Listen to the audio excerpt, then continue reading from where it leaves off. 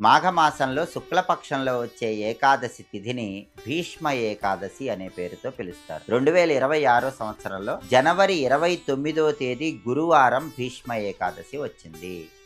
భీష్మ ఏకాదశికి ఉన్న ప్రాధాన్యత ఏంటంటే, మాఘమాసంలో శుక్లపక్షంలో అష్టమి తిథి రోజు మహాభారత యుద్ధంలో భీష్ముడు శరీరాన్ని విడిచిపెట్టాడు. మాఘమాసంలో శుక్లపక్షంలో అష్టమి రోజు భీష్ముడు శరీరాన్ని విడిచిపెడితే దాన్ని భీష్మాష్టమి అనే పేరుతో పిలిచారు. కానీ అష్టమి రోజు శరీరాన్ని విడిచిపెట్టిన భీష్ముడి కోసం స్వయంగా శ్రీకృష్ణ పరమాత్మ ఒక ఏకాదశిని ప్రత్యేకంగా కేటాయించాడు. అదే భీష్మ ఏకాదశి. శ్రీకృష్ణుడే స్వయంగా భీష్ముడి కోసం కేటాయించిన ప్రత్యేకమైన ఏకాదశి కాబట్టి దీన్ని భీష్మ ఏకాదశి అన్నారు. ఇది చాలా శక్తివంతమైన ఏకాదశి.